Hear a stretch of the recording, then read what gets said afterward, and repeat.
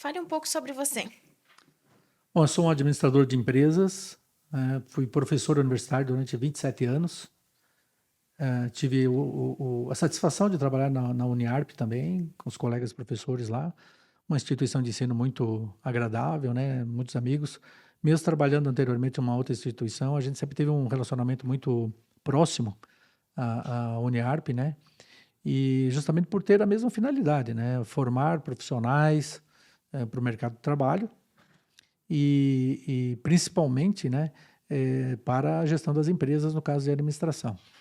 E eu também não posso deixar de falar aqui que eu trabalhei 15 anos, quase na Perdigão, que hoje é BRF.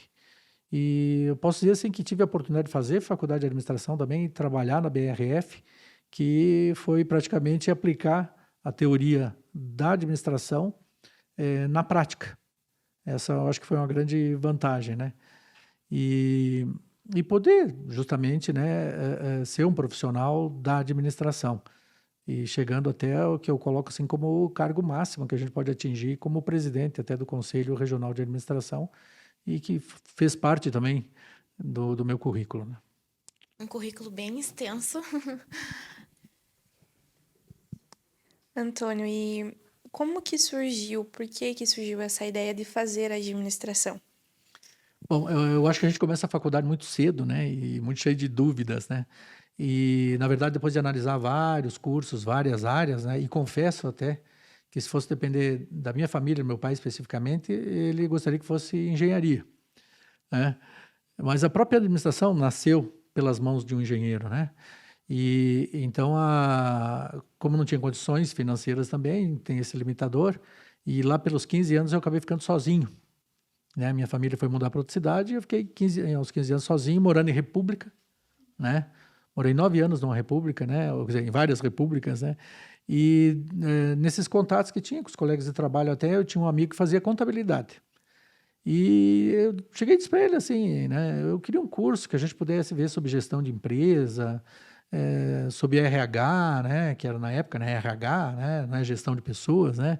RH, departamento pessoal e também sobre produção, planejamento, enfim, nessa área. E ele disse, olha, se eu fosse um pouquinho egoísta, eu te indicaria, né, contábeis, mas eu acho que o teu perfil, né, e naquela época não tinha teste vocacional, né, teu perfil é para fazer a administração. Acho que a administração acaba se enquadrando, né, analisa bem, pergunta para mais gente, enfim, né, ele foi bem sincero nesse aspecto, né, e eu acabei estudando, entendendo e o meu maior medo, né, quando eu pensei em fazer administração era o famoso TCC, né, o estágio e TCC, eu digo, meu Deus, como é que eu vou fazer? Mas todas as disciplinas praticamente tinham uma forma de estágio, supervisionado ou não, enfim, um trabalho final de curso. E daí eu optei, fiz o vestibular, contra, assim, 508 candidatos para 70 vagas, eram 70 vagas. E passei em oitavo, né? E lá naquela época era várias provas com 50 questões e não era uma prova só. Você fazia a prova, já começava na segunda, na terça, na quarta, na quinta, era cada dia era um agrupamento de conteúdos, né, para você fazer, enfim. Não, quer dizer, tinha cursinho, mas eu também não tinha condições de fazer o cursinho. Não tinha bolsa, que era um outro aspecto que hoje eu acho que muita gente cria barreiras, né, mas tem essa facilidade de ter bolsa ou integral ou parcial, enfim, e que diferencia muito. O curso era longo, 5 anos, né? E então, eu não olhei muito para as dificuldades, eu olhei para aquilo que eu queria me tornar como profissional, né? E, como eu falei, meu pai queria que eu fosse engenheiro, uma disciplina era administração da produção, achei maravilhosa, tive um desempenho bom, né? Principalmente na parte de cálculos também. Enfim, me tornei administrador. Que legal. E você comentou ali da parte financeira. Você acha que isso hoje influencia muito os jovens na decisão de seguir uma graduação, fazer um curso superior? Influencia, sim, questão financeira, não só para estudar, influencia para várias questões. Na minha época, apenas 2,8% das pessoas, dos jovens, entre 18 e 27 anos, tinham curso superior. E uma das dificuldades era a proximidade da universidade, então você tinha que se deslocar para outros centros, né? Eu, por exemplo, para estudar, eu teria que ir para Porto Alegre, né? Ou para outro centro. E também a questão financeira por não ter o apoio da família. Então, hoje você tem que analisar assim como cabeça de administrador, eliminar restrições para atingir o objetivo. Porque se tu tem a primeira barreira, não tenho dinheiro, vamos atrás de bolsa. Não tem apoio da família. Vamos tentar buscar apoio da família, né? Não tenho a família, né? Então, várias coisas. Eu acho que não dá para abrir mão do sonho, tá? De realizar. Porque depois, claramente, depois quando você estiver lá, você não fez uma faculdade. Se você estiver lá teus 30 anos, 35 anos, 40 anos, você vai ver que faltou alguma coisa na tua vida, e principalmente na tua formação. Tá? Vai ter um melhor salário? Claro que vai ter um melhor salário tendo um diploma superior, vai ter que brigar por isso, porque não é só o diploma, é a tua competência, né? Então, hoje até, eu sei que o assunto aqui é administração, mas hoje eu me encontro, eu sou mais de meio século de idade, né? Mas fazendo a terceira faculdade, que é jornalismo. Até porque está voltada para o negócio que nós temos aqui, para as rádios. E depois de ter feito pós-graduação, mestrado na UFSC, e ter feito doutorado.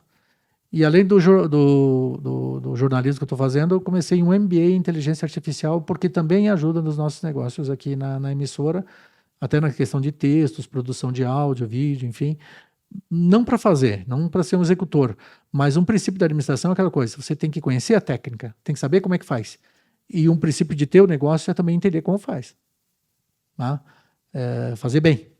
Né? E então, eu acho que isso resume esse teu questionamento aí e coloca, porque as pessoas, eu acho que tem que eliminar barreiras e encarar os desafios. Os desafios, ao mesmo tempo, são oportunidades que se criam. Ali você comentou sobre o apoio da família.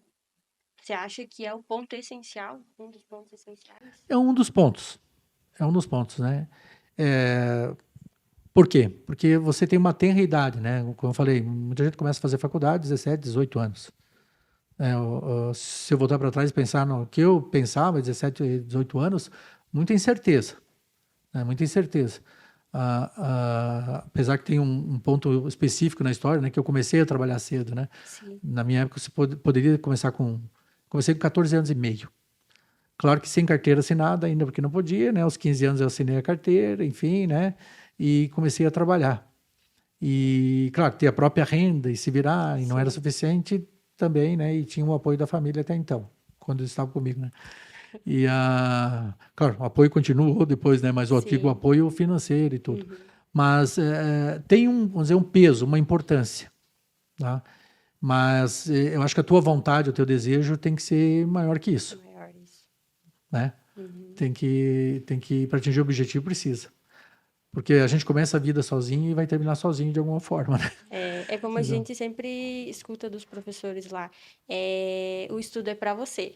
Não é pro teu pai, pro teu irmão, pro teu filho. É para você. Sempre, genuíno, né? Claro que único, é importante, né? Mas é para você.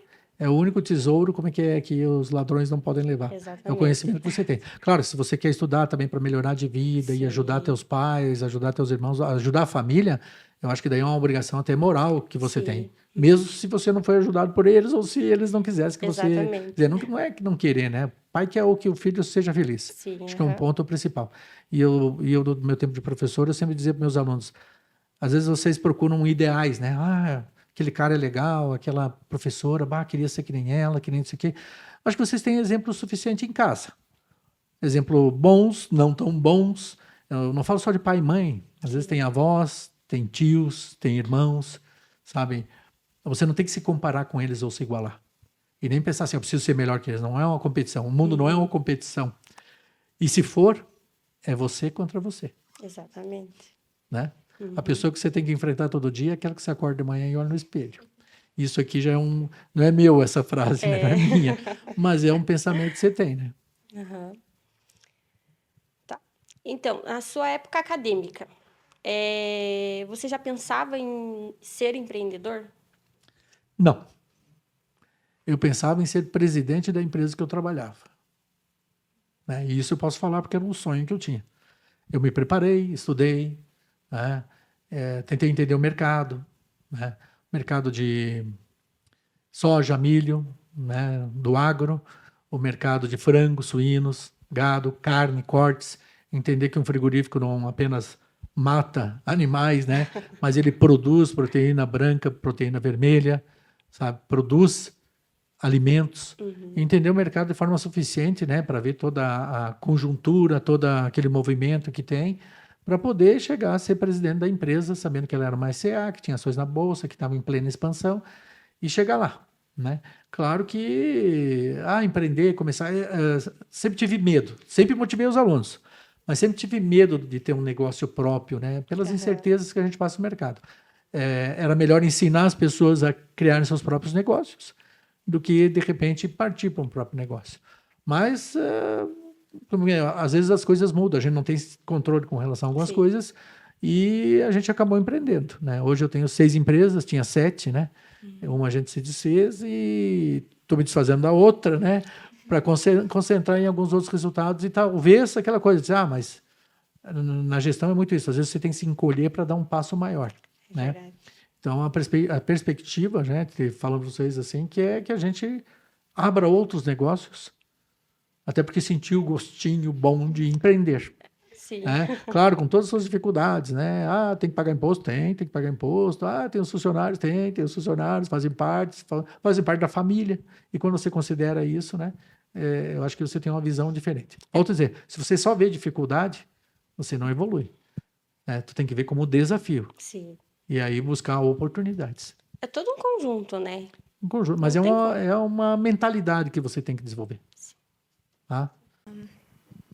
Antônio, quais habilidades que você acha que são mais essenciais para um administrador? Além das que já são aprendidas na graduação, na vida, enfim, as que são mais essenciais. Além dos 5 princípios, né, que você tem que ter, né, planejamento, organização, a liderança que acaba ser um ponto importante. vamos dizer, na mudança assim de terminologia, né,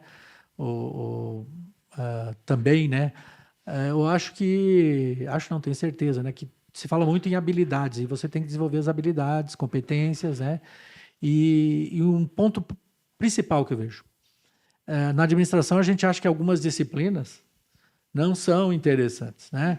E a gente vê, por exemplo, vou citar uma delas que é super importante, né? Principalmente quando você chega lá na gestão de pessoas, o RH, né? Ou departamento pessoal, na gestão das pessoas, né? Na gestão dos colaboradores, é a questão da psicologia. Extremamente importante. Claro que você vê só uma parte nisso no teu curso. Por quê? Porque o relacionamento com as pessoas é importante. Sabe, às vezes os negócios não andam. E aí vocês têm que pensar, como empreendedor, como gestor, eu posso ter um sócio? Posso ter um sócio, né? Pode não ser teu parente, se for parente é um tipo de comportamento, mas quando você leva para o lado profissional, isso. Os teus colaboradores, você tem que sempre cobrar profissionalismo, faz parte do relacionamento, né? E de se constituir uma relação de confiança no relacionamento. Então, relações pessoais, eu indicaria que é uma pós-graduação para vocês fazerem, e fazer, além de fazerem bem a disciplina, né? E lerem muito sobre psicologia, né? E eu posso dizer assim, quando fiquei sozinho, claro, a gente fica meio, né? Agora eu vou desempenhar e tal. Eu li até os 18 anos, coincidentemente, porque é uma marca, né? 18 livros de psicologia e 2 de parapsicologia, né? Porque tem essa conexão, né? Agora se admite, não é tudo lógica, né? Existe o lado emocional, e existe da inteligência emocional e existe o lado espiritual que você tem que compatibilizar, porque nós somos energia. Se você ficar só na matéria, é o meu pensar, né? Pode ser que tem gente que tem outro entendimento, ficar só na matéria eu acho que seria muito uma relação muito fria, né? Então você tem que entender que são pessoas, além de são pessoas, têm uma carga sentimental e além disso tem uma energia que está no entorno, só por estar próximo assim você está trocando energia e isso constitui o seu ambiente, né? E é uma coisa simples, às vezes você chega assim num ambiente e entra aquela pessoa que você, pesada, parece que ela estraga o humor de todo mundo e tal. Assim como chega aquela pessoa na festa ali ou na sala de aula, que alegria, né? Só a presença da pessoa, né? Então, eu falo para vocês, isso é interessante. Finanças é super interessante você trabalhar, né? Nos princípios de administração, a finança parece que não está relacionada, ela está em tudo. Porque quando você compra matéria-prima, na verdade, você está trocando dinheiro por uma mercadoria que você vai transformar num produto acabado, ou antes disso, num produto de elaboração, depois num produto acabado, e depois você transforma em dinheiro de novo, que retorna para dar todo o ciclo produtivo. Assim como você olha pessoas, olha os móveis da empresa, as máquinas, é tudo capital transformado. Né? É para dar troca, né? Você imagina assim, chegou no final do mês, então você, em vez de pagar um salário, você leva isso aqui de produto. Né? E daí, se você vender, é teu e tal, troca, né? Voltamos para a época da troca. Então, o dinheiro veio com facilitar. Por outro lado, ele também veio assim para você saber cuidar bem do dinheiro. Se você não cuidou bem do dinheiro, né, ele tem que ser bem tratado. Essa é a coisa. Como é que você trata bem ele? Investindo em boas pessoas, investindo em capacitação dessas pessoas, né? Investindo em cursos, investindo em bons equipamentos, em segurança, em matéria-prima de qualidade, porque se tu tiver matéria-prima de qualidade, você vai ter produtos de qualidade no final. Né? Se você fizer serviços, sempre as tecnologias hoje estão mudando, né? O mecânico que de uma época atrás que cuidava do Fusquinha, hoje é um mecânico que vai conectar um computador e fazer uma leitura de que parte do carro está dando problema. Então, tudo isso faz parte da evolução. E não é diferente para outros negócios, né? Só citei como exemplo. Então, importante também você entender de finanças. Falei de relacionamento pessoal, finanças, entender isso. E a questão de você buscar também meios de se motivar e motivar as pessoas. Né? E tem gestão de pessoas que diz ninguém motiva ninguém. Mas eu chega acho que o de... essencial de um gestor tem que incentivar, porque se a equipe não vai bem, Perfeito. o restante não vai também. Para você saber assim, então chega e dá uma bronca. Como não motiva ninguém, você consegue desmotivar, né? Então você consegue motivar também, né? Um elogio, um feedback, né? Então vai muito dessa questão de relacionamento. Hoje é tudo, tem pessoas. Poucas coisas assim, né?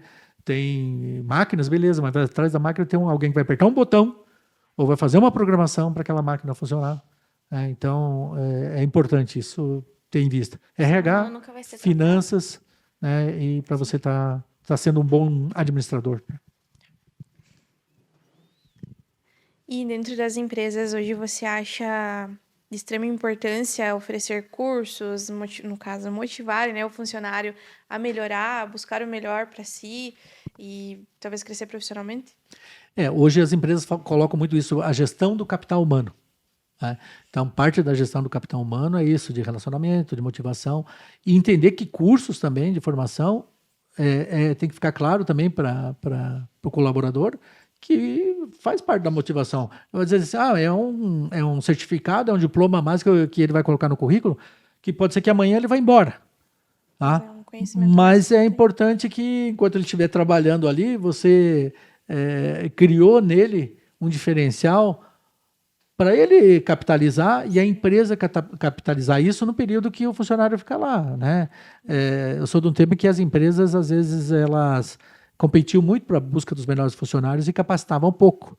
Porque qual é que era o entendimento, né, na década de 80, né? Se eu capacitar meu funcionário, a concorrente vem aqui e toma, né? E isso hoje já é um paradigma que não está ultrapassado, né? Não tem hoje, né? E conhecimento, vou dizer, conhecimento não é algo que tem que ficar escondido. Se você foi capacitado, se você tem conhecimento, você tem obrigação, assim, por ser um ser humano, de compartilhar. Sabe? Compartilhar conhecimento é uma dádiva, tem que ser compartilhada, né? Você tem que também se tornar uma dádiva para os outros. E aplicar isso na empresa, que eu acho que é mais importante também, porque a empresa, conceito agora de funcionário, de empregado, né? A empresa não é tua inimiga e nem pode ser. É uma provedora. É aquela coisa, se você deu a tua contrapartida, tudo, e ela for bem, ela vai saber retribuir isso, sabe? Então, eu sempre tive esse sentimento pelas empresas que eu trabalhei, né? Foram poucas, né? Foram 2, mais 3, né? Depois de aposentado, mas eu tive esse conceito. Você tem que ser provedor. Às vezes abrindo mão de algumas coisas, porque as escolhas fazem isso, né? E poder... tem curso? Já ergui a mão. Eu vou. Então, lá, onde é que é? Tal. Não, mas aí tem que ficar o trabalho em dia. Eu trabalhava um pouquinho mais, sem hora extra, para deixar as coisas em dia, e eu consegui. Vamos lá, pega o ônibus, pega não sei o quê, vai a pé e vai fazer o curso ali que era bom, vai ser bom. Sim. Né? Então, buscava isso. Então, o que motivou você chegar a onde chegou hoje, nos dias de hoje? Posso dizer assim que eu nunca tive, uma das coisas que eu nunca tive foi ganância, que eu acho que é uma coisa que atrapalha, né? A pessoa ser gananciosa e tal, né? Eu acho que eu falei, tem que se doar um pouco, né? Ou muito para chegar em algumas coisas. E, como eu falei, toda vez que você faz uma escolha, você perde alguma coisa, né? Na verdade, quando os meus pais foram embora, eu fiz a escolha também e pedi para eles uma chance para ficar sozinho, né? E só abrindo parênteses, e ciclicamente o meu filho fez a mesma coisa comigo e eu dei a mesma chance para ele, né? Aos 15 anos ele foi Olha só. estudar em Curitiba. A vida, às vezes, o ciclo se repete para algumas coisas, né? Mas é uma coisa boa, né? A gente não pode dizer que é. E eu quis me testar, né? Entender isso, né? E daí eu também comecei a sentir, não está na faculdade ainda, essa coisa de liderança, de organizar, de poder... Porque a administração, vocês têm que entender que é servir. Se vocês pensam que a administração é chegar e mandar em alguém, vocês estão errados. Você pode pedir para alguém fazer alguma coisa. Sim. E pode não sair bem feito ou não. Então, ser um administrador é ser um servidor. Né? Então, isso me motivou. E as portas foram se abrindo para algumas coisas. Né? Principalmente na questão da empresa, que eu pude estar assumindo alguns postos. Né? Com 17 anos, a empresa tinha uma dúvida se deveria terceirizar os 12 caminhões que tinham ou continuar. Né? Me chamaram. Fui lá e tal. Era bom em cálculo. Era bom em planilhas, em fazer conta, né? Aquela coisa de... Não, chega aí e faz. E comecei a fazer algumas coisas nas planilhas. Enfim, ir lá e calcular gasto de pneu, quilometragem, enfim. Disse, não, você vai virar chefe dos motoristas. Eu brinco assim que até ameaça de morte a gente levou, né? Mas o pessoal ficava bravo, né? Muito bravo. Mas faz parte de um aprendizado. Sim. Porque como é que você ali com 17 anos vai mandar num senhor de 40 e poucos lá? Não manda. Nem querendo. Por isso, quer dizer, não era o cargo que te faz supervisor do pessoal. Você vai lá e pede com a educação. Pede isso, pede aquilo, pede vai fazer aquilo. O pessoal odiava, todo mundo odeia controle. Tem que ser controlado. Né? Relógio ponto. Uma planilha do carro para preencher, né? Da quilometragem do caminhão. Estourou o pneu, trocou o pneu. Quanto abastecendo combustível, mas a gente tinha que fazer. E depois de um tempo a gente viu que tinha algumas coisas estranhas. Né? Muito estranhas. Que aqui não vale a pena a gente comentar. E daí elevava o custo naturalmente, né? Aquela coisa, pneu novo que sumia, baixo consumo de combustível, né? O que acontecia com o tanque, enfim. E daí fizeram com que a empresa tomasse uma decisão. E eu disse, tudo bem, perdi o cargo. Né? Mas fiz um processo ali para terceirizaram a frota, beleza. Mas aí, como eu tinha feito bem feito, esse é um medo, né? Vou perder o cargo. Não. Poderia ter mudado os números, não, tá tudo bem, tudo legal. Sim. E tal. Não, né? Eu fui chamado para assumir outra função, para gerenciar os custos daí total da empresa. Né? Que também se tornou muito fácil em termos de controle, né? A gente conseguia visualizar o resultado antes de terminar o mês, né? Fazer o custo gerencial, enfim, já sabia dos resultados da empresa, e isso fez com que o dono da unidade fosse promovido. Né? E passou um tempo, depois ele lembrou de mim para me trazer para a videira. Né? Então, eu acho que e sem intencionalidade, sabe? Sem você querer... Né? O teu desejo era chegar lá. Sim. Mas para isso tem uma caminhada. Né? Com você, analogias, né? Olhar uma escada e dizer assim, eu quero chegar no topo, mas se você não pisar no primeiro... Não chega. No segundo e tal. Então, acho que essa era a motivação. E eu sempre tracei assim, a minha idade... com a minha linha profissional. Inclusive, eu tenho antigamente, quando dava palestras, né, na Expo Gestão, lá em Joinville, que é um evento que se faz assim, eventualmente, lá eu fui dar uma palestra sobre essa questão. Carreira e vida. Então, como eu disse assim, você tem 20 anos, com 25 você quer estar onde? Planejamento. Então, para isso... que me motivou. Bom, eu vou estar formado em tal época, vou estar assim, enfim. Claro que pode chegar assim, reveses, né? Que são até interessantes, porque a tua vida profissional ela não é isolada da espiritual e nem da emocional, né? Casou, teve um filho, enfim, se separou, não teve filho, se mudou, um parente querido faleceu, enfim, ela é cheia de Não é variáveis. aquela linha reta. Não, mas Jamais aquela vai coisa, ser, né? sem planejamento, a certeza é que você não vai saber onde é que vai estar. Com planejamento é importante. Assim que você vai perguntar algumas coisas que eu assumi, assim, estava planejado? Não, mas aconteceram.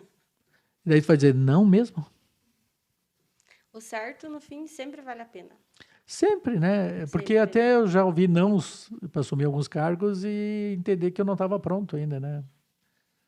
E daí você tem que estudar mais. É isso aí. Ter a humildade de reconhecer isso. Não ficar bravo, não me chamaram. Chamaram fulano e não chamaram eu. Não, eu tive isso também. Chamaram o cidadão para chefe da unidade e não eu. Tranquilo, vamos lá, está faltando alguma coisa. Exatamente. Sempre procurar melhorar, independente de tudo. Ali você falou bastante sobre a questão de planejamento. Ali, questão de quando a gente começa na faculdade, a gente é muito incerto. E conversando aqui, e tendo a conversa, eu tenho um futuro na minha cabeça que pode mudar com vários nãos. E acho que a linha da vida é exatamente isso. Às Verdade. vezes eu falo um não para receber um sim muito melhor lá na frente. Ou aquela, né, Vanessa, me permite. Ou não, você já tem. Exatamente. Você já tem, tá cheio de não. Exatamente. Então, vamos buscar o sim, sim. o talvez já é um meio sim, o pode ser, né? Bem isso. Às vezes, algumas coisas na minha vida, como eu disse, eu fiquei surpreso pensando que ia ser eu e não era, né? Outras eu fui lá e disse assim, estão precisando de uma pessoa aqui para... Eu tenho um exemplo de empresa. Uma vez o meu supervisor foi demitido e daí cheguei e sentei na cadeira lá e comecei, porque ele foi demitido assim de um dia para a noite, assim, né? Por motivos complicados, e eu assumi e comecei a fazer as coisas dele, né? E daí ele disse assim, daí o outro superior dele disse assim, não, beleza, tem que fazer que nem o Antônio fez. Pegou e sentou na cadeira e fez. Isso mesmo. Se vê uma cadeira vazia, senta. Essa cadeira não é tua, porque vai ser para outra pessoa. E eu já... Mas eu preciso você nesse outro lugar aqui. Então, Eu vou sabe, partir pra alguma outra coisa assim, né, de entendimento também, então, né? Sim. A gente estudou muito sobre o seu currículo, a gente viu que é um currículo extenso. A pergunta que a gente queria fazer é tem alguma coisa que ainda você não fez, que você sonha e ainda não realizou?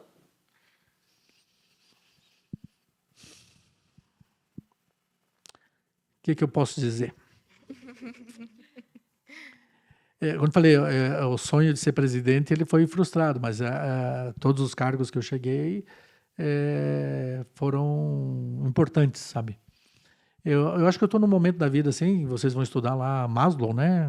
Algumas coisas assim da pirâmide, enfim, de necessidades básicas, e, enfim. E a gente está numa fase aqui, e na Rádio Freiburg eu vi muito isso, de ser solidário, sabe? Eu acho que o sonho máximo é que todas as pessoas pudessem estar bem, sabe? Não tivesse mais o nosso programa Mão Amiga aqui. Não tivesse mais gente te pedindo na rua. Não tivesse mais gente morando em lugar assim, sabe? Que quando você vê é sub-humano, né? Aos 12 anos eu participava de um grupo de jovens, assim, e as coisas que a gente via e conhecia nos bairros eram muito complicados. E esse é um ponto importante ali, que eu acho que não está nas perguntas, mas vocês no tempo de faculdade, até antes, se não fizeram antes, né, mas no tempo de faculdade, busquem fazer ações sociais. Isso vai ativar a liderança de vocês vão participar de eventos ou de ações que vocês vão ver que falta um pouquinho de planejamento, falta um pouquinho de organização. É um exercício né, prático. E a gente via muita carência. Meu sonho seria esse, que não tivesse mais aquela coisa, lembrando a Madre Teresa, né, somos a gotinha no oceano, mas que seria de nós se não fosse uma gotinha, que seria do oceano se não fosse a gotinha, e nós se não fosse a gotinha do oceano, né? Então, acho que a gente faz um trabalho bom. E continuamos com isso. A gente assumiu a rádio aqui em 2018 para 2019, né? E a gente continua mantendo essa questão de atividade. Hoje a gente tem uma sala cheia de cadeira de roda, muleta e tal, que fica girando, saindo, cama de hospital e cesta básica. Claro que algumas coisas nós conseguimos através da ajuda, porque a gente é um canal, né? E outras vezes a gente não tem o que falta, a gente tenta comprar. porque uma empresa também não pode ser 100% filantropia, né, e doar tudo que recebe. Mas eu acho que tem esse equilíbrio. E assim como pessoa, né? Você não pode doar tudo porque tem muito disso que eu também aprendi na vida. Às vezes você dá muito para uma pessoa e a pessoa se acomoda. Ou não vai atrás. Às vezes assim você tem a fábula aquela de empurrar a vaquinha no peral, né? Vocês já ouviram aquela fábula, né? Quem não ouviu e vai escutar nós, né? Vai buscar a fábula. Às vezes ajuda. Às vezes a gente demite alguém e tem que dizer assim, é para o teu bem. E algumas vezes é para você melhorar mesmo, profissionalmente, como pessoa e tal, e buscar amadurecer, completar e retomar, né? E assim como tem pessoas que vão dizer para nós, não quero mais trabalhar com vocês e vão embora, beleza. A gente tem que entender também que daí a nós, como empresa, nós temos que melhorar também, como pessoas, como gestores, temos que melhorar. Mas entre os sonhos, assim, eu acho que é um sonho, é uma utopia. Seria que a gente pudesse melhorar a vida de todo mundo. Sabe? Porque agora a gente está nesse nível. Teve um monte de gente que ajudou nós. E fica difícil retribuir para todo mundo. Né? E outros também a gente começou a ver assim, que tem gente que também não quer ser ajudada. Então tem os dois lados da moeda. Sempre Né? jogar E a vida é equilíbrio. isso. Antônio, e quais foram as maiores dificuldades que você pode pensar assim, não quero mais, que você enfrentou no início da sua carreira? Ou não teve nenhum momento que marcou assim que você pensou, não, vou desistir? Não, dificuldade sempre tem, né? Se eu contar que eu deixava, você falou assim na mensalidade, tentei bolsa, não consegui, tinha algumas bolsas raras, né? Mas eu tentei bolsa na faculdade, não consegui e tal. E às vezes a gente deixava de comer, literalmente. Eu morava em República, às vezes a gente fazia as vaquinhas, comprava.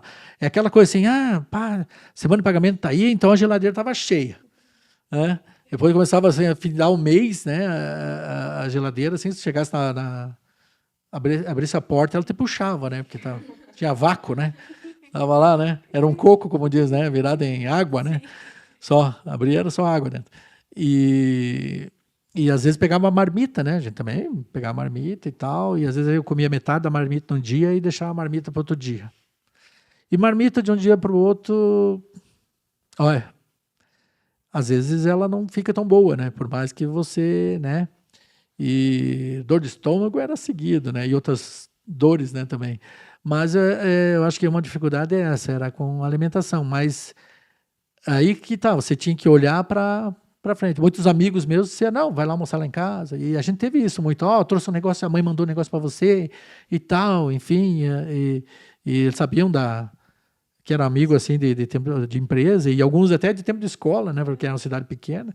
E daí alguns conheciam, né? A gente conhecia a família. E eu acho que era uma dificuldade, mas o que me sobrou de herança, né? Que eu posso dizer assim, quando a minha família foi embora, foi coisa da minha mãe. Um pires, uma xícara, uma colherinha, um garfo, uma faca, uma colher, um prato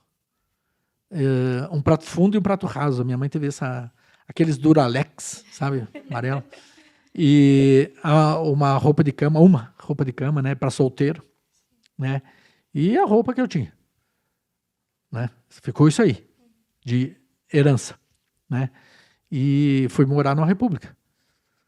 Eu anotava administração, eu anotava minhas contas tudo num caderninho em espiral, que eu me lembro até hoje, se eu ver a capa eu reconheço, né? E tá lá, março, salário tanto, pagar a república tanto, fazer rancho tanto, pagar, eu colocava assim, a terceira era mensalidade, essa não podia dar da faculdade, não podia deixar de pagar. E daí o que sobrasse, né? Eu me lembro que sobrou uma bicicleta, também esqueci da bicicleta, né? Uma Calóizinha, e era o meu meio de transporte. Eu fazia 8 quilômetros atravessando a cidade da República que eu morava, onde eu ia trabalhar. Todas as manhãs. Às vezes tinha que acordar e medir tanque às 5 horas da manhã, né? Aí o trabalho terminava às 5h48, 17h48, daí o ônibus, tinha 3 ônibus para ir para a faculdade, era em Passo Fundo, às 6, às 6h30 e às 6:45. Então, levava mais ou menos 40 minutos para chegar lá em Passo Fundo, a aula começava às 7h30, né? Então, eu chegava em casa, passava correndo embaixo do chuveiro, e não deve ser diferente para vocês, né? É isso que eu digo, viu? Eu não coloco isso como um orgulho para mim, porque a gente sabe que todo mundo passou por isso. Quem teve vontade de correr atrás de alguma coisa, passou por isso. E se você reclamar que pô, hoje não deu nem tempo para tomar banho, não deu nem para escovar os dentes, não deu nem para pentear o cabelo, né? No caso mulher, lavar o cabelo, passar um batom, né? Alguma coisa, tem que pensar, não deu nem para comer. Fia, não. A realidade é essa. Eu me lembro que eu me acostumei a ficar sem café da manhã e sem janta. Às vezes um colega ou outro dizia assim, quer um gole de coca? E eu, quero. Quer um mordidinho no pastel? Quero, né? Vai lá. Porque era para isso. Vendia rifa, né? Para ver se sobrava alguma coisa, né? Uma vez eu consegui vender um monte ali, ganhei 6 meses de ônibus. Tinha um ônibus da faculdade de graça, que a prefeitura doava, a gente pagava o combustível. E estou vivo. Né? Eu acho que são algumas coisas assim que... E hoje você ouve muita gente chorando por pouco, né? Então, né, a gente olha assim... Porque a gente tem que considerar... A gente estuda muito sobre relacionamento e psicologia. Eu não estou na roupa da outra pessoa para saber qual o peso dela, quanto que dói isso para ela, quanto que custa para ela, qual o sentimento dela. Né? E talvez se... tivesse tanta paciência, vamos dizer assim, para aguentar alguns trancos como eu aguentei. Então, talvez ela tenha sofrido mais que eu. Então, uma das coisas que a gente aprende é não julgar. Sim. Julgamento, ele... E outra, e ter preconceito. Separadinho, não preconceito de cor, de raça. Um preconceito da pessoa. Se você tiver um preconceito de uma pessoa, praticamente você acabou a relação. Você tem que conhecer, entender o currículo. Hoje é mais fácil você conhecer uma pessoa pela rede social, né? Como é que é? Tem um termo? Stalkear ela, né? Obrigado. Né? Do que o próprio currículo, porque o currículo parece muito bonito, né? Que eu passei para vocês ali e tal. Acho que passei o resumido ainda, porque o outro é mais chato. Né? Mas parece muito bonito ali, né? Pessoa linda, maravilhosa e tal. Né? Parece uma foto no Instagram. Mas tem outras questões, né? E hoje você tem que olhar muito a pessoa no campo profissional das habilidades e competências que ela tem. É o olhar por dentro. Quantos cursos fez? Meu pai dizia assim que a carteira de trabalho é um currículo enorme. Se você vê que começou hoje ali na empresa tal e saiu na outra semana, meu Deus, daí começou no outro lugar e saiu, um pula-galho. Na minha época, o linguajar era esse, né? Cara, essa pessoa não... Por qual o problema? É ela ou é os lugares que ela trabalhou? Em tanto lugar assim, dá para... Né? Então, fazer carreira é importante. Né? Hoje tem uma média aí da pessoa pelo menos ficar uns 5 anos dentro de uma empresa. Né? Sim. Né? Não tem mais aquele ali, meu pai ficou 40 anos, ganhou um reloginho na empresa. Né? Importante isso. Mas mudou. Hoje o perfil profissional é esse. Você tem que buscar o algo mais, mas sempre... Quando você estiver lá dentro da empresa, você tem que dar o teu melhor. Porque vai aparecer uma oportunidade. Se você é bom, é que nem jogador de futebol. Se você é bom, alguém do outro time vai te buscar. Justamente isso que eu Não precisa nem estar espalhando currículo por aí, querendo... Pode ficar tranquilo. Alguém sempre vai estar vendo. Sempre vai estar analisando, observando você. Então você diz assim, que eu faria tudo de novo. Faria tudo de novo, né? Não tenho medo de dizer, porque isso me tornou o que eu sou. Não vou dizer se é mais forte de alguma coisa, o que eu sou. Né? E aprendi a valorizar. Tá? Não querer fazer alguma coisa, pode ser que não queira fazer alguma coisa aí que eu não me lembro agora. Né? Mas eu acho que a gente tem que estar disponível para fazer sempre o que for possível. Né? Ainda ali sobre desafios, a gente viu que você foi professor acadêmico. Qual foi o maior desafio na sua atuação? Professor acadêmico, né? Aquela coisa. Eu um pouco assim desanimei de dar aula, né? Desanimei porque a gente tem uma concorrência muito grande, né? Sim. Uma porque são muitas fontes de informação que giram por aí. Então, você se manter, esse que é o maior desafio, atualizado, faz parte da academia, né? Você como professor, né? E o aluno igualmente tem que seguir o mesmo ritmo. Hoje você vê aluno desinteressado em, por exemplo, em ter uma assinatura ou ter alguma coisa num site de informações. De estar ouvindo o jornal, sabe? De estar buscando assuntos interessantes. No meu tempo, você tinha que comprar o livro ou pegar emprestado na biblioteca, né? Hoje você baixa o livro no teu computador. sabe? Você pode ler em qualquer lugar. Eu pegava nesse tempo que eu falei, às 5h48, que saía correndo para casa e depois pegar o ônibus, eu ia estudando daqui até, vamos dizer, da onde eu saía, né, até a universidade, com a luzinha do ônibus sacudindo tudo aqui, né? E ganhei um óculos de presente por uma questão dessa, né? Aos 23 anos eu já tinha uma vista assim um pouquinho cansada para a minha idade, né? Sorte que estabilizou. E voltava estudando. E voltava estudando. Porque tu terminava uma disciplina hoje, mas amanhã tem prova de não sei o quê. E quando é que tu vai estudar no trabalho? Sabe? Eu sempre, quando fui supervisor, eu dizia para os meus colaboradores, beleza, tá tudo certo, não tem nada que fazer, pega e vai ler uma revista. Pega, na minha época, vai ler um jornal. Sabe? Vai ler um livro. Vai estudar para alguma coisa ali, né? E tal, ver uma coisa diferente, estude sobre isso. Né? E hoje as coisas estão tão fáceis que você tem um acesso pelo teu telefone. Né? Aí tu olha lá, tu puxa a telinha, tu olha quanto tempo tu está gastando no quê? Aí você vê Facebook, 59%. Instagram, 40%. Peraí. Querer as outras coisas assim que poderiam você estar fazendo em termos de estudo. Porque um bem precioso também é o tempo. Você acredita que a liderança nasce com a pessoa ou ela pode ser desenvolvida? Eu acredito que ela possa ser desenvolvida, que ela não nasce com a pessoa. Até porque ela passa por muitos momentos, né, de formação, desde a primeira escola, na família, enfim. Você nunca pode pensar assim que uma pessoa que tem um temperamento forte, uma personalidade forte, assim, ele vai se tornar líder porque ele é mandão e tal, enfim, tem essa, né, mas eu entendo que é algo que pode ser desenvolvido. Todos nós temos aptidões, talentos, habilidades que podem ser desenvolvidos. Uma delas é desenvolver a liderança, né? E é muito de você entender que a liderança é algo não pela imposição do cargo, né? Como eu dei o exemplo, eu era supervisor do pessoal lá, né? De várias situações. Aí eles tinham que entender que eu tinha o cargo de supervisor. Na verdade, quem te torna líder é teu grupo, teus comandados. Eles que têm que entender a liderança em você, a preparação, e isso vai muito do respeito do relacionamento. Né? Em síntese é isso. Muito feedback, muita conversa, muito entendimento, né? Por exemplo, toda a parte técnica, né? O setor técnico, ele quer que você entenda da técnica também.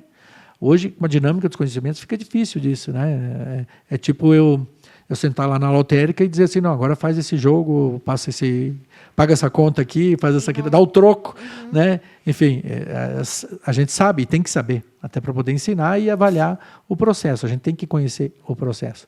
Mas não é só a parte técnica. A liderança se constitui em algo a mais. Você tem muito de visão conceitual, visão do todo, do mercado, do negócio.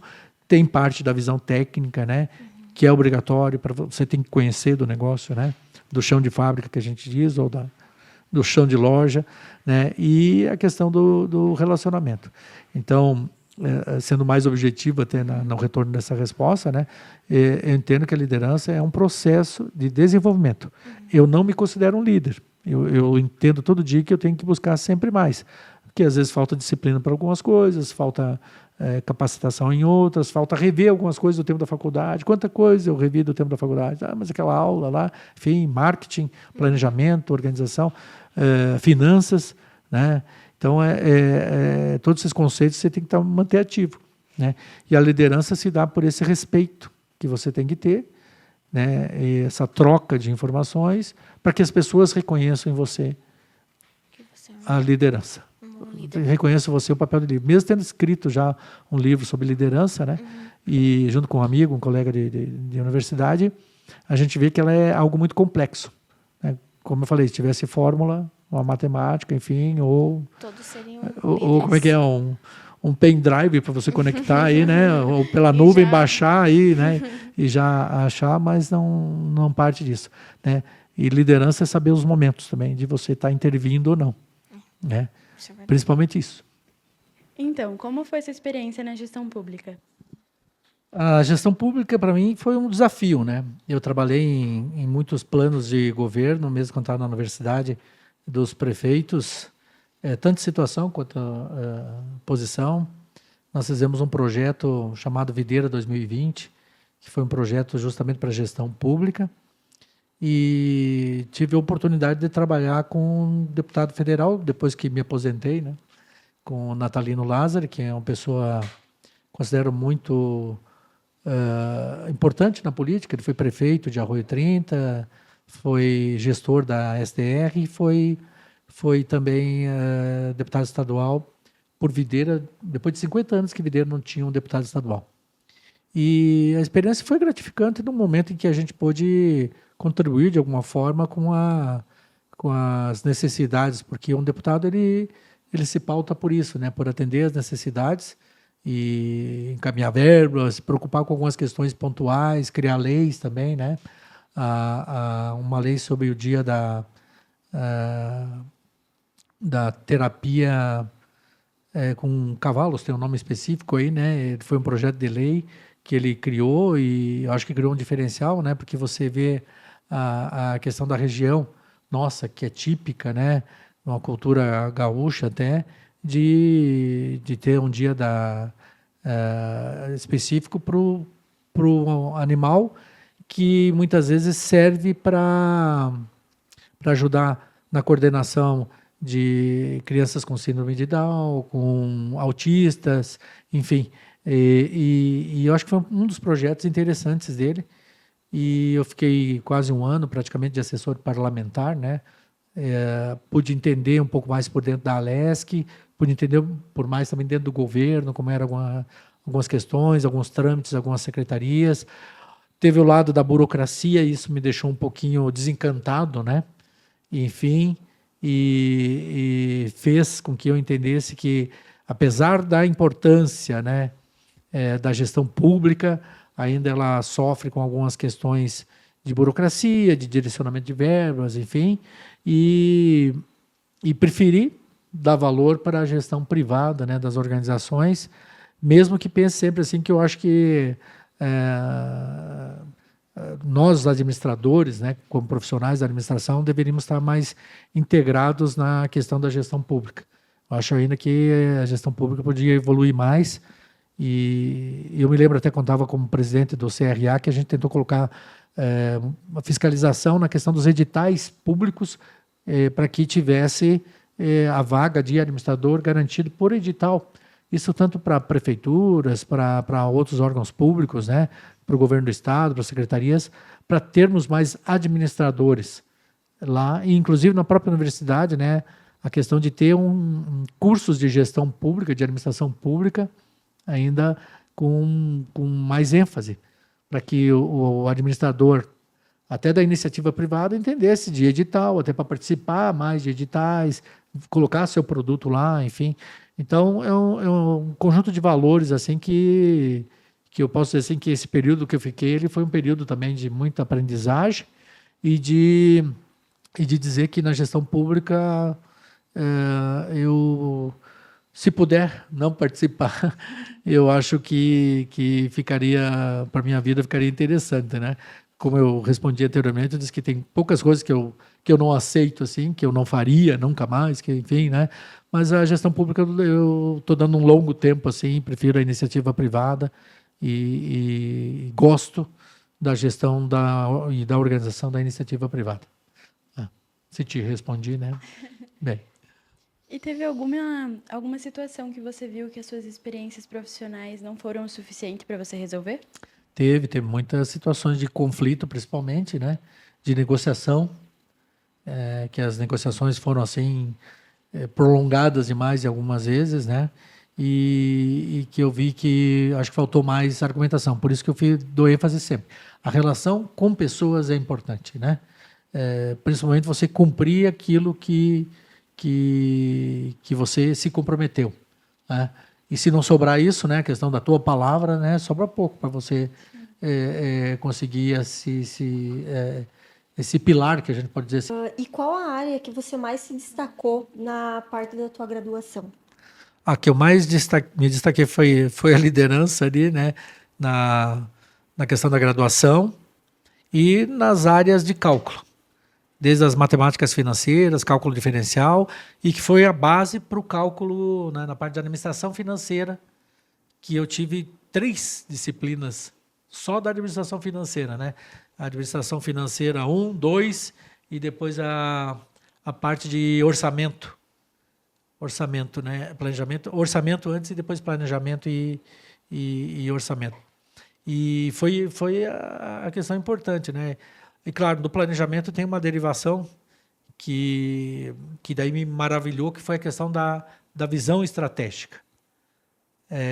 Você colocar o planejamento dentro do ponto de vista de como você atingir os resultados e de forma a diminuir custos ou o esforço que você tem que fazer da tua equipe ou da gestão, mas chegar em pontos estratégicos do negócio que possa alavancar ele.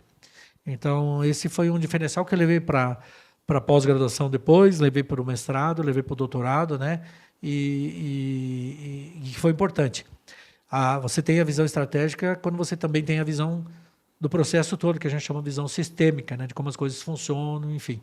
E entendendo a mecânica, usar um termo da engenharia, né? A mecânica, né? O posicionamento das peças, das engrenagens, aí você consegue fazer um bom planejamento e achar pontos de estratégia e de ações que te levem aos resultados. Hoje, todos nós, na área da administração, nós somos medidos por um resultado. Todo mundo espera resultado. Se você tem acionista na empresa, investe dinheiro na empresa, eles esperam que ela dê resultados e você tem que ser o estrategista para esses resultados. Uma empresa que não dá resultados, infelizmente, ela não vai se expandir. E a gente sempre coloca isso. O resultado não é um fim, é uma consequência daquilo que você faz. Então, isso tudo, o curso de administração me trouxe como uma base muito forte e eu assumo isso, né? Qualquer coisa tem que ter essa visão estratégica. Na questão de custos e orçamentos, o custos também foi uma área forte, inclusive fiz o meu trabalho de conclusão de curso nessa área, né? Na parte de custos. Fui gerente de custos na primeira empresa que trabalhei. E a empresa, assim, reduzir custos precisa de uma estratégia, sempre vai ter custos para estar reduzindo, processos para ser otimizado. Nós, recentemente, compramos uma máquina na empresa que ela faz 4 processos, isso economiza 18 pessoas. Vai dizer assim, está gerando desemprego. Não, está difícil contratar gente, né? E por ser um serviço especializado, eu poderia ter 4 máquinas fazendo esse processo com várias pessoas trabalhando e a gente optou por comprar um 4-em-1 que faz tudo isso, porque a tecnologia vai ter pessoas, como eu falei também, apertando os botões, numa quantidade menor e numa especialização menor, né? Mais própria para aquela máquina do que você ter 4 diferentes. E assim é um pouco aplicar a estratégia, né? Inclusive a estratégia até no ponto de você ter que recuar para poder avançar mais em determinados negócios. Ter visão estratégica está calcado em visão sistêmica, está calcado em processo de tomada de decisão, e que você, como administrador, tem que ser um bom decisor, tomar boas decisões baseadas nas estratégias que você tem, né? E volto a ser, é tão complexo também que estratégia pode ser recambiada, pode ser mudada, pode ser refeita, pode ser, enfim, né? Mas tem que ter alguma. Não ter nenhuma estratégia, nós voltamos à mesma questão, né? É um barco sem rumo. Tua empresa, teu negócio, tua vida é um barco sem rumo. Tudo se resume na estratégia, no planejamento, né? Sem isso a gente não consegue, igual você falou, a vida da gente também tem que ser tudo planejado, faz parte disso, né? também. Então, para finalizar, tem algum conselho que você queira dar para estudantes, né, de administração que têm o sonho de empreender no futuro? Bom, o primeiro é o básico, né? Estudem muito, né? Sejam disciplinados, porque o empreendedorismo requer disciplina, né? Sejam focados, porque todos os negócios precisam de foco. Todo negócio é bom, pode dizer assim, você pode dizer, vou pegar uma franquia e representar alguém, que é um bom começo. Hoje tem muitas franquias lucrativas, claro que a franquia sempre depende do porte da cidade. Negócios novos, principalmente na área tecnológica, enfim, sensacional. Lembrando sempre, né, a questão de comércio, indústria, prestação de serviço, às vezes a prestação de serviço você não tem ali estoque, né, de muitas coisas, né? Hoje vive muito de encomendas, muitos equipamentos assim, às vezes tem que encomendar peças e você vive da mão de obra, né? Então é muito organizar pessoas para isso, né? Então tem que ter muita habilidade, que a gente já falou, no trato com as pessoas. E indústrias requer muito investimento, mas tem muita gente querendo apostar em indústrias e não tem gente capacitada. Eu sempre coloquei isso, né? Então, às vezes, elas buscam assim, pô, eu queria colocar uma indústria nova, um novo sócio, algum negócio. Então, e aqui em Freiburg, eu acho que tem um potencial muito interessante, né? Porque eu vejo assim, Freiburg está numa região privilegiada, todo mundo fala da água, mas nem todos os negócios vão à água, né? E a mão de obra ainda. Aí tem gente que diz, mas tem 2.000 pessoas indo para trabalhar numa empresa aí ou numa outra na cidade vizinha. Bom, e se eles tivessem uma empresa aqui, eles trabalhariam aqui, sabe? Então, tem isso, porque se você analisar, nós estamos a 60 quilômetros da 116, né? E daí nós estamos aí a mais 100 quilômetros da 153. Então, nós estamos num lugar que tem acesso a fluxo a mercados mais distantes, a capitais, enfim. E hoje a questão de transporte não é um complicador, nós poderíamos colocar, né? Então, sempre está analisando. A indústria vai precisar uma matéria-prima, que pode vir de algum lugar ou ser produzida no próprio, né? Mão de obra e maquinário, né? E, então, em termos de análise de negócio, eu acho que empreender passa por aí. E uma vontade grande como falei, de querer criar um negócio novo. Porque o que a gente pode colocar assim, pode ser uma loja, pode ser uma prestadora de serviço, pode ser uma indústria, mas o aspecto assim de criar algo novo, que é o empreender, é como se fosse uma viagem que você vai fazer e ela se torna assim eu queria achar o termo assim, algo próximo, íntimo, como se fosse assim, pô, aquilo lá é meu. Algo, no teu caso, materno, e no caso do meu, assim, algo paterno. É como você sentir que é pai ou mãe daquele negócio, daquilo que você está criando, sabe? E tem que ter esse carinho. E por isso que eu coloco assim, a importância da presença feminina, e os homens têm que aprender com isso, porque a mulher tem um olhar diferente para a empresa. A mulher já tem o instinto materno dentro dela. Então, ela sempre vai olhar com esse instinto materno, e a relação humana, o RH, né? A relação eu entendo que fica mais próxima, e a taxa de sucesso ser maior, né?